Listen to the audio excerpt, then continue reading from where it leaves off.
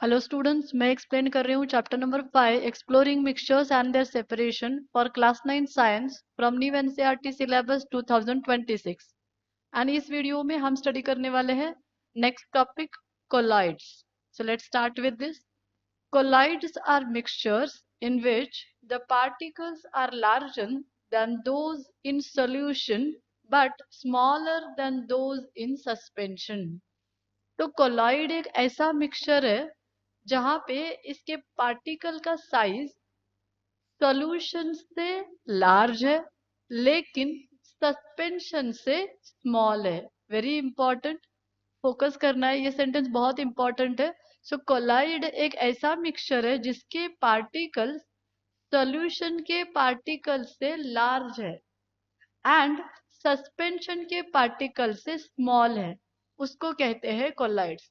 तो ऑलरेडी हमने true solution मतलब क्या है, सस्पेंशन का मतलब क्या है, उनको सेपरेट कैसा है, कैसे करना है, ये सभी टेक्निक को भी स्टडी किए हैं। वो वीडियोस भी मैंने मेरे चैनल पे अपलोड किए हैं। तो अभी जो ट्रू सॉल्यूशन रहता है, यहाँ पे इसके पार्टिकल बहुत छोटे रहते हैं और वो यूनिफॉर्मली डिस्ट्रीब्यूटेड रहते हैं। जैसे कि एग्जाम्पल देखिए, एग्जाम्पल के बाद आपको समझ में आएगा।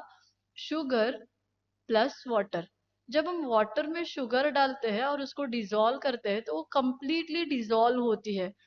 इमेजिन करो इस बीकर में, आप यहाँ पे देख सकते हैं, ये फोटो देखिए, ये एनसीईआरटी बुक का ही है, ड्रॉ करने की जरूरत ही नहीं है। ये जो ए है ये सॉल्यूशन है। इमेजिन करो इसमें हमने शुगर और वाटर को मिक्स किया है।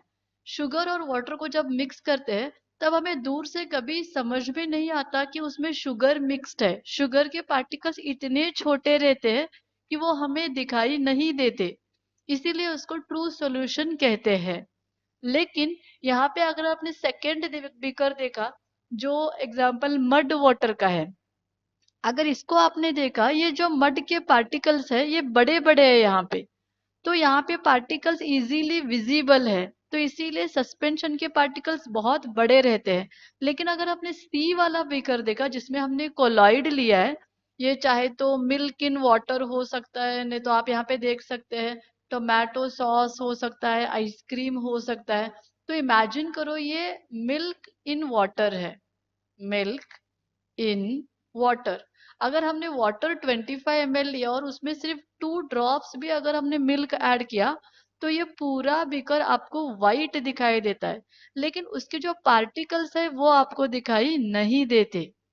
कभी भी वो पार्टिकल्स आपको दिखाई नहीं देते, लेकिन ये वाइट तो आपको दिखाई देता है। वाइट दिखाई दे रहा है मतलब इसमें जो पार्टिकल्स है वो पार्टिकल्स ट्रू सॉल्यूशन से थोड़े बड़े हैं लेकिन सस्पेंशन से छोटे हैं, तो इसी को कहते हैं colloid. Next, these particles are uniformly dispersed throughout the mixture and do not settle on standing। तो यहाँ पे मैंने मिल्क एंड वाटर का एग्जांपल लिया था। अगर इस बीकर को आपने ऑब्जर्व किया तो ये पूरे थ्रू आउट द बीकर आपको उतना ही वाइट दिखाई देता है। इसका मतलब है इसके particles through out this beaker uniformly distributed है। ये बीकर के यहाँ पे at the surface of the mixture हो, बॉटम पे हो या मिडल पे हो, पार्टिकल्स हर तरफ इक्वली डिस्ट्रीब्यूटेड है, इसीलिए इक्वली वाइट आपको दिख रहा है। दूसरी चीज, इसके पार्टिकल्स कभी भी सेटल नहीं होते। अगर आपने इस मिल्क एंड वाटर के बीकर को ऐसे ही 2 आवर्स 3 आवर्स 4 आवर्स भी रखा तो भी आपको ये उतना ही वाइट दिखाई देगा जितना आपको स्टार्टिंग में दिखाई दे रहा था। मतलब इसके पार्टिकल्स कभी भी सेटल नहीं होते। लेकिन अगर वही आपने सस्पेंशन में देखा तो बड़े बड़े पार्टिकल जो है वो सभी नीचे आके यहाँ पे सेटल हो जाते हैं। वही अगर हमें यहाँ पे कोलाइड में नहीं दिखाई देता। Next, therefore blood is a colloid not a solution और सस्पेंशन। तो ब्लड जो है वो भी एक कोलॉइड है, वो ट्रू सॉल्यूशन भी नहीं है और सस्पेंशन भी नहीं है। ट्रू सॉल्यूशन तो हो ही नहीं सकता क्योंकि वो क्लियर नहीं है, सस्पेंशन भी हो नहीं सकता क्योंकि उसमें बड़े बड़े पार्टिकल्स नहीं है, इसीलिए वो कोलॉइड है। Other common examples of colloids include milk, milk in water, tomato sauce in water, ice cream का सॉल्यूशन रहता है वो कोलाइड्स। तो sorry, so milk, tomato sauce, ice cream, ये एग्जांपल्स कोलाइड्स के हैं। आगे आगे देखिए, solutions, colloids and suspensions mainly differ in the size of their particle and whether the particles settle over time। तो अगर हमें क्वेश्चन पूछा गया है what is the difference between solution, colloid and suspension, तो हमें वो डिफरेंस उसके साइज, पार्टिकल्स के साइज के रिलेटेड ही लिखना पड़ता है, क्योंकि वो बहुत इंपॉर्टेंट पॉइंट है। सॉल्यूशंस के पार्टिकल बहुत ही छोटे रहते हैं, यहाँ पे साइज भी दिया गया है, ये मैंने एनसीईआरटी बुक से लिया है। तो सॉल्यूशन में जो पार्टिकल है उनका साइज 1 to 1000 नैनोमीटर रहता है। तो सॉल्यूशंस के पार्टिकल बहुत छोटे रहते हैं। कोलाइड, सस्पेंशन के पार्टिकल बहुत बड़े रहते हैं, लेकिन कोलाइड के पार्टिकल इन दोनों के बीच में रहते हैं, सॉल्यूशन से बड़े और सस्पेंशन से छोटे। सो ये बात आपको याद रखनी है, यही आपको डिफरेंस लिखना है। और दूसरी चीज है उनके पार्टिकल सेटल होते हैं कि नहीं। तो सॉल्यूशन के पार्टिकल्स भी सेटल नहीं होते, बट सस्पेंशन के पार्टिकल सेटल होते हैं क्योंकि वो बड़े होते हैं, उनका वेट भी ज्यादा रहता है। कोलॉइड के पार्टिकल्स भी सेटल नहीं होते, ये आपको याद रखना है। तो particles will not settle in solution, particles will not settle in colloid, particles will settle in suspension, ऐसे आपको लिखना है। तो ये था कोलाइड्स के बारे में। अभी हम नेक्स्ट देखेंगे। अभी हमें नेक्स्ट टॉपिक स्टडी करना है, वो है 5.5 टेंडाल इफेक्ट। ये भी टॉपिक बहुत इंपॉर्टेंट है। The Tyndall effect is the scattering of light by particles present in a colloid or suspension, making the path of a light visible। तो ये एक ऐसा फिनोमेनन है जहां पे अगर हमने लाइट को कोलॉइड्स या फिर सस्पेंशन मिक्सचर से ट्रांसफर किया, तो जो भी उसमें पार्टिकल्स है वो पार्टिकल्स उस लाइट को स्कैटर करते हैं, और स्कैटर करने की वजह से हमें उसका जो पाथ है, लाइट का जो पाथ है, वो विजिबल होता है, मतलब वो क्लियरली दिखाई देता है। जैसे कि फॉर एग्जांपल अगर ये कोलाइड सॉल्यूशन है, अगर हमने मिल्क एंड वाटर का मिक्सचर लिया है और यहाँ पे अगर हमने टॉर्च रख के उसमें अगर लाइट को ट्रांसफर किया, तो वो लाइट जैसे ही कोलाइड में एंटर होती है तो ये पार्टिकल्स लाइट को स्कैटर करते हैं। तो ये लाइट ऐसे स्कैटर होती है और वही स्कैटर होके ये बाहर आती है। मतलब आप देख सकते हैं ये लाइट जैसे ही कोलाइड्स में एंटर होती है यहाँ पे स्कैटर हो रही है। क्यों स्कैटर हो रही है? क्योंकि इसमें जो पार्टिकल्स है, हर एक पार्टिकल लाइट को स्कैटर करता है, और because all the particles are scattering light, यहाँ पे हमें उसकी जो पाथ है वो विजिबल होती है, मतलब वो दिखाई देती है। लेकिन यही फिनोमेना हम सॉल्यूशन में नहीं देख पाते, क्योंकि सॉल्यूशन में पार्टिकल का साइज इतना छोटा है, जितना हमने लास्ट स्लाइड पे पढ़ा था 1 to 1000 नैनोमीटर, इतना छोटा है कि वो लाइट को स्कैटर नहीं कर सकता। इसीलिए हमें सॉल्यूशंस में लाइट का जो पाथ है वो विजिबल नहीं होता, वो दिखाई नहीं देता। लेकिन कोलाइड्स का और सस्पेंशन में पार्टिकल्स ऐसा साइज है जो इजीली लाइट को स्कैटर करते हैं और हमें वो लाइट दिखाई भी देती है, path of the light is visible. इसी फिनोमेना को बोलते हैं टेंडाल effect. It was first explain by John टेंडाल। तो ये पहले एक्सप्लेन किया था साइंटिस्ट जॉन टेंडाल ने, इसीलिए इसको टेंडाल इफेक्ट कहते हैं।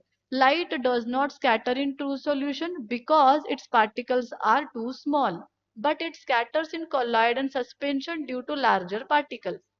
Example include beam of a sunlight entering in a dusty room and the visibility of floodlights in a stadium। तो यहाँ पे दो एग्जाम्पल दिए हैं। अगर कोई रूम पूरा क्लोज है, अगर ये रूम पूरा क्लोज है और इस रूम के अंदर अंदर अगर बहुत सारा डस्ट है, डस्ट का मतलब क्या है? Air plus soil particle, small small dust particles. तो अगर ये रूम पूरा क्लोज और उसमें अगर एयर में डस्ट पार्टिकल है, तो वो डस्ट पार्टिकल्स बहुत छोटे रहते हैं। तो ये डस्ट पार्टिकल्स क्या करते हैं? लाइट को स्कैटर कर सकते हैं। तो इमेजिन करो इस रूम में अगर यहाँ से कोई छत पे अगर कोई छोटा सा होल है, या फिर ऐसे नहीं, यहाँ पे विंडो से अगर यहाँ से छोटा सा होल है और अगर इस विंडो से लाइट अंदर एंटर होती है, तो रूम के अंदर आपको वो लाइट स्कैटरिंग हो जाएगी, स्कैटर होती है। यही फिनोमेना यहाँ पे टेंडाल इफेक्ट को ही एक्सप्लेन करता है। और यहाँ पे और एक एग्जांपल दिया है जिसका फोटो भी है यहाँ पे, वो देख सकते हो आप, जिससे आपको इजीली समझ में आएगा। फ्लड लाइट्स इन स्टेडियम। तो ये एक स्टेडियम है, आप देख सकते हो। इस स्टेडियम में हर तरफ एयर रहेगी, एयर में छोटा ना मोटा थोड़ा बहुत डस्ट भी रहेंगे। तो इस डस्ट पार्टिकल्स जो एयर में प्रेजेंट है वो डस्ट पार्टिकल लाइट को स्कैटर करते हैं। तो ये आपको यहाँ पे फ्लड लाइट दिखाई दे रही है। जैसे ये लाइट्स ऑन होते हैं तो ये लाइट यहाँ से जैसे जैसे नीचे आती है तो ऐसे स्प्रेड होती है। तो क्यों स्प्रेड हो रही है? क्योंकि यहाँ पे एयर में जो डस्ट पार्टिकल्स है वो सभी डस्ट पार्टिकल्स इस लाइट को स्कैटर कर रहे हैं ऐसे। और स्कैटर करने की वजह से लाइट की जो पाथ है वो विजिबल होती है और उसी तरह से हेल्प होता है प्लेयर्स को खेलने के लिए। और एक एग्जांपल हम ले सकते हैं वो है स्टेज का। आपने देखा होगा अगर ये स्टेज है और स्टेज पे अगर परफॉर्मेंस हो रहा है तो यहाँ कहाँ तो ऊपर लाइट रहती है और उस लाइट से एक फोकस भेजते हैं और वो फोकस की लाइट नीचे आते आते ऐसे स्प्रेड होती है ऐसे। और जो भी सिंगर यहाँ पे खड़ा रहता है वो उसके ऊपर एग्जैक्टली सर्कल पोजीशन में वो लाइट को करेक्टली वहां पे सेटअप करते हैं। तो ये ऐसे स्कैटर क्यों होती है? क्योंकि यहाँ पे बहुत सारे एयर पार्टिकल्स में डस्ट होता है, वो डस्ट पार्टिकल सभी लाइट को स्कैटर करते हैं और करेक्टली वो जो भी यहाँ पे परफॉर्मेंस कर रहे हैं उसके ऊपर करेक्टली वो सर्कल शेप में बराबर वहां पे दिखती है हमें। एक्चुअली लाइट तो बहुत ही छोटा रहता है लेकिन ये ऐसे स्कैटर क्यों होती है? क्योंकि डस्ट पार्टिकल प्रेजेंट होते हैं एयर में इसीलिए। In a colloid, the particles are called dispersed phase. So colloids में जो particles रहते हैं उनको हम कहते हैं dispersed phase and the medium which they are spread are called dispersed medium. तो यहाँ पे जो पार्टिकल्स रहते हैं उनको डिस्पर्स्ड फेज कहते हैं और मीडियम को हम डिस्पर्स्ड मीडियम कहते हैं। तो अगर हमने यहाँ पे इस ग्राउंड का एग्जांपल लिया तो जो एयर है वो एयर मतलब हमारी डिस्पर्शन मीडियम है जो कि बहुत है। और उस एयर में जो डस्ट है छोटे छोटे डस्ट पार्टिकल है ये डस्ट मतलब है डिस्पर्स्ड फेज हो गया। तो ये था अबाउट टेंडाल इफेक्ट। तो अब हम स्टडी करेंगे एक activity activity 5.9 Complete table 5.1 and review what you have learned about solution, suspension and collide. तो ये टेबल आपकी एनसीईआरटी बुक में से है जहां पे आपको इस टेबल को कंप्लीट करना है। तो यहाँ इस टेबल पे आपने अगर देखा तो पहले कॉलम में सीरियल नंबर है, सेकंड कॉलम का हेडिंग प्रॉपर्टी है, थर्ड कॉलम में solution, fourth suspension and fifth column में कोलॉइड है। इसका मतलब है यहाँ पे सीरियल नंबर में 1 2 3 दिए है, प्रॉपर्टीज यहाँ पे दिए। तो पहली प्रॉपर्टी है नेचर। तो नेचर के बारे में आपको सॉल्यूशन का पॉइंट लिखना है, यहाँ पे सस्पेंशन का यहाँ पे लिखना है, कोलाइड का यहाँ पे लिखना है। फिर second property particle size. Particle size के बारे में सॉल्यूशंस का कैसे होगा वो सभी यहाँ पे लिखते जाना है। मैंने ऑलरेडी इस टेबल को कंप्लीट किया है यहाँ पे सो दैट आपको एक्सप्लेन करने के लिए इजी हो जाए। तो देखेंगे यहाँ पे ये बहुत इंपॉर्टेंट है। बहुत बार क्वेश्चन पूछा जाता है right the differences between solution suspension और कोलाइड और what is the difference between these three ऐसे पूछते हैं। तो ये टेबल बहुत ही इंपॉर्टेंट है। सो पहला पॉइंट है नेचर। होमोजीनियस है क्या हेटेरोजीनियस है ये आपको बोलना है। Solution will be always homogeneous इसीलिए हमने होमोजीनियस लिखा है क्योंकि इसका जो कंपोजिशन है वो यूनिफॉर्म होता है through out the mixture. Suspension heterogeneous होता है, कंपोजिशन नॉन यूनिफॉर्म होता है। एंड थर्ड जो है कोलॉइड वो एक्चुअली हेटेरोजीनियस होता है लेकिन हमें दिखने के लिए वो होमोजीनियस दिखता है जैसे कि milk and water. Milk and water हमको होमोजीनियस ही लगेगा, हर तरफ कंपोजिशन यूनिफॉर्म रहता है लेकिन वो हेटेरोजीनियस है। ये बहुत इंपॉर्टेंट पॉइंट है। सेकेंड है particle size less than 1 nanometer. So solution के पार्टिकल बहुत छोटे होते हैं, बहुत छोटे होते हैं इसलिए हमें दिखाई भी नहीं देते और लाइट को भी स्कैटर नहीं करते। Suspension more than 1000 nanometer. Suspension के पार्टिकल बहुत बड़े होते हैं बट जो कोलॉइड है दोनों के बीच में आता है इसीलिए इसके जो पार्टिकल का साइज है वो 1 to 1000 नैनोमीटर रहता है। थर्ड प्रॉपर्टी है विजिबिलिटी, मतलब पार्टिकल्स आपको दिखाई देते हैं कि नहीं। पार्टिकल्स जो है वो सॉल्यूशन के तो कभी दिखाई नहीं देते। आप इमेजिन करो sugar plus water, salt plus water, हमें वो पानी की तरह ही दिखता है, उसमें पार्टिकल्स कभी दिखाई नहीं देते। बट सस्पेंशन में हमें पार्टिकल्स दिखाई देते हैं क्योंकि पार्टिकल का साइज बहुत बड़ा है।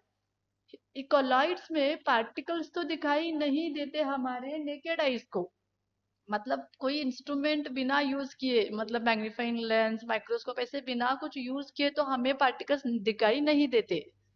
देन नेक्स्ट आता है separation and filtration. So true solutions can not be separated by filtration.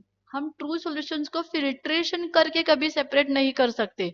Sugar water को अगर हमने फिल्टर पेपर से फिल्टर कर दिया तो फिल्ट्रेट फिर से वही आएगा, उसमें से शुगर डिजॉल्व हुई है, वो सेपरेट नहीं होती। बट सस्पेंशन को हम सेपरेट कर सकते हैं। मड वाटर को अगर हमने फिल्टर पेपर से फिल्टर कर दिया या फिर सैंड वाटर को अगर फिल्टर पेपर से फिल्टर कर दिया तो सैंड फिल्टर पेपर पे रहती है और जो भी फिल्ट्रेट है वो नीचे आता है, बट उसको भी उतना क्लियरली सेपरेट नहीं होता, but we can separate it. colloids cannot be separated by ordinary filtration। Simple filtration method से हम कोलॉइड को सेपरेट नहीं कर सकते, बट थोड़ा एडवांस्ड फिल्ट्रेशन से कर सकते हैं। Next property about settling, particle settle होते हैं कि नहीं। सो सॉल्यूशन में तो कितने भी टाइम अगर वेट करोगे 1 आवर 2 आवर तो भी पार्टिकल सेटल नहीं होते। सस्पेंशन के सेटल होते हैं, particles settle down on standing. And colloids के भी सेटल नहीं होते, particles do not settle. Next आता है टेंडाल इफेक्ट, जो कि आपने अभी स्टडी किया। ट्रू सॉल्यूशंस टेंडाल इफेक्ट कभी नहीं दिखाते क्योंकि उनका पार्टिकल का साइज इतना छोटा है कि वो लाइट को स्कैटर नहीं करते। इसीलिए हमें लिखना है does not show Tyndall effect because particles are too small to scatter light. Suspension shows Tyndall effect because large particles scatter light and make the part visible. Colloid shows Tyndall effect because particles scatter light even though the mixture appears homogeneous। अगर वो mixture आपको homogeneous दिख रहा है तो भी वो actually heterogeneous है, उसके पार्टिकल्स ट्रू सॉल्यूशन से बड़े होते हैं, इसीलिए वो लाइट को स्कैटर करते हैं और इसीलिए हमें पाथ ऑफ लाइट विजिबल होती है। तो ये है ये टेबल, यहाँ पे हमने इन सभी प्रॉपर्टीज को डिफरेंस के फॉर्म में एक्सप्लेन किया है। एक एक बार आपको क्वेश्चन आएगा write the difference between solution suspension colloid, तो हमें ऐसे ही टेबल लिखने के लिए आना है। तो अभी हम नेक्स्ट देखेंगे। Different properties like size, density, solubility are used to separate mixtures. तो अगर हमें इस चैप्टर से क्या पता चला है कि बहुत सारे टेक्निक्स है, बहुत सारी प्रॉपर्टीज है, जैसे कि साइज पे बेसिस पे हम मिक्सचर्स को सेपरेट कर सकते हैं, डेंसिटी के बेसिस पे वो किसमें सॉल्युबल होता है उसके बेसिस पे हम मिक्सचर्स को सेपरेट कर सकते हैं। Next, separation also occurs naturally and in our bodies such as the kidneys removing waste from the blood. तो सेपरेशन का जो टेक्निक है ये हमारे बॉडी में नेचुरली भी होता है, जैसे कि किडनी में वेस्ट सभी रिमूव होता है ब्लड से। सो ब्लड क्या करता है, what blood will do, it will carry all the waste material from all over the body. Uric acid हो, यूरिया हो, अनवांटेड वाटर है जो एक्स्ट्रा है, अनवांटेड सॉल्ट्स है, वो सभी ब्लड हर एक सेल से हर एक बॉडी पार्ट से कैरी करके वो ब्लड किडनी में आता है। और किडनी में रहते हैं नेफ्रॉन्स जो फिल्ट्रेशन यूनिट है, और वो नेफ्रॉन्स इस ब्लड में से वो अनवांटेड वेस्ट मटेरियल्स को फिल्टर करते हैं। तो ये जो प्रोसेस है जो किडनी में हो रहा है वो नेचुरली हो रहा है, हमें उसको कोई इंस्ट्रूमेंट, फिल्टर पेपर, हीटिंग ऐसे किसी टेक्निक की जरूरत नहीं है, जैसे हमने ऑलरेडी स्टडी किया है। तो बहुत सारे ऐसे फिल्ट्रेशन टेक्निक है जो हमारे बॉडी में भी होते रहते हैं। Sewage treatment uses processes like sedimentation, coagulation and filtration to clean water for reuse। तो सेवेज का भी ट्रीटमेंट किया जाता है। सेवेज मतलब वेस्ट वाटर जो इंडस्ट्री से आता है, तो उस वाटर को डायरेक्टली किसी स्टैग्नेंट वाटर बॉडीज में छोड़ने के बजाय, मतलब रिवर में, पॉन्ड में, किसी में छोड़ने के बजाय उसको हम ट्रीट कर सकते हैं और उसमें से जो भी वेस्ट है वो निकाल सकते हैं। क्योंकि अगर डायरेक्टली आपने सेवेज वाटर को रिवर में वगैरह छोड़ा तो रिवर का पानी पूरा खराब होता है, जिसके वजह से एक्वाटिक एनिमल्स, एक्वाटिक प्लांट्स भी मर जाते हैं और उसको एक बैड स्मेल, बैड कलर भी आता है। तो इसीलिए हम उस वाटर को ट्रीट कर सकते हैं थोड़े मेथड से, जैसे कि हम सेडिमेंटेशन यूज कर सकते हैं। मतलब आपको क्या करना है, वाटर को बिना डिस्टर्ब किए ऐसे ही छोड़ना है बहुत देर के लिए, तो बड़े बड़े पार्टिकल सेटल होते हैं because of the high wait, और ऊपर का जो पानी रहता है वो क्लीन होता है, उसको हम सेपरेट कर सकते हैं। दूसरा कोएगुलेशन है, मतलब कोएगुलेंट्स ऐड कर सकते हैं, जैसे कि एलम हमने ऑलरेडी स्टडी किया है, मैंने वो वीडियो भी अपलोड किया है, चाहे तो आप देख सकते हो। तो ये जो एलम है, फिटकरी है, वो कोएगुलेंट है, मतलब कोएगुलेशन एजेंट है। वो अगर आपने ऐड किया, वो छोटे छोटे पार्टिकल्स को कंबाइन करके क्लम्प्स करेगा, और वो क्लम्प्स लार्ज होते हैं इसीलिए वो इजीली सेटल होते हैं।